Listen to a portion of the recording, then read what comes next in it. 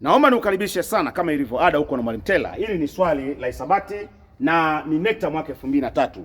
Mwanafunzi alitakiwa kutafuta thamani ya n ikiwa amepewa mlinganyo huu wa algebra. Amepewa nini? Amepewa hasi n juu ya 2. Kutoa n kutoa 4 juu ya 3 ni sawasawa na hasi 3.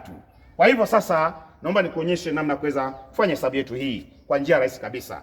Hebu kwanza tutafute namba ndogo kabisa ambayo inaweza kugawanyika kwa 2 na kwa 3 bila kubaki. Namba hiyo tutaita ni KDS, yani kigawe kidogo cha shirika. Sasa fanya namna hii. Piga mstari hapa. KDS cha 2 na 3 ni 6.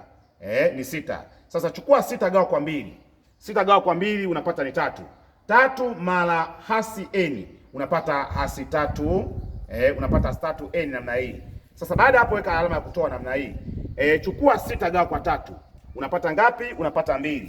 2 unazidisha na huu mtajo. Maana yake tutaweka 2 hapa, ndani ya mabano niweke mtajo ambao ni n kutoa 4 namna hii, alafu ni sawasawa na hasi 3. Sasa baada ya hapo tushughulike na hesabu iliyoko upande wa juu, yani kiasi. Katika sehemu hii utachukua sasa kutoa 3n alafu kutoa ngapi? 2 mara n unapata ni 2n namna hii. Lakini kutoa 2 mara kutoa 4 manake hasi mara hasi unapata ni chanya, na 2 mara 4 unapata ni 8.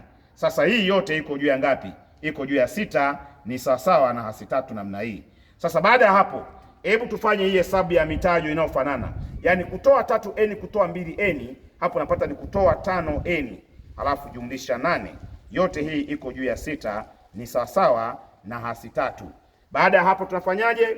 Naomba tuzidishe kwa 6 kila upande. Tuondoe hii asili. Sasa fanya hivi, zidisha kwa 6 na hapa napozidisha kwa 6. Alafu sasa unaweza kurahisisha 6 na 6 na hapa itabaki ni ngapi? Itakuwa ni kutoa 5 n kujumlisha 8. Ni sawasawa na ngapi? Hasi 3 mara 6 unapata hasi 18.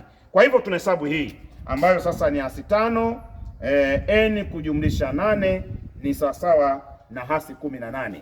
Sasa baada ya hapo tunatakiwa tuitoe 8 kila upande.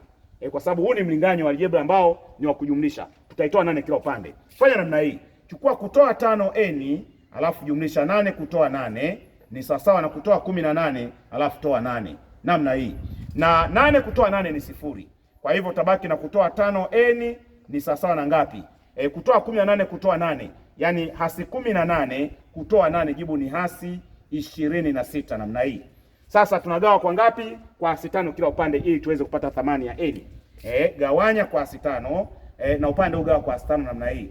Hasi gawa kwa hasi ni chanya, lakini 5 gawa kwa 5 ni 1. Na hapa tunabaki na n ambayo ni sawasawa na ngapi? Vile vile ukiwa na hasi 26 gawa kwa 5, maana yake hasi gawa kwa hasi ni chanya. Itabaki 26 juu ya 5. Au hii ukirahisisha, kwa maana sasa kwa sababu hii ni sehemu guni au sehemu ipitao kiasi, unaweza kurahisisha kwa kugawanya 26 gawa kwa 5. 5 mara ngapi pata 26? Inaingia mara 5.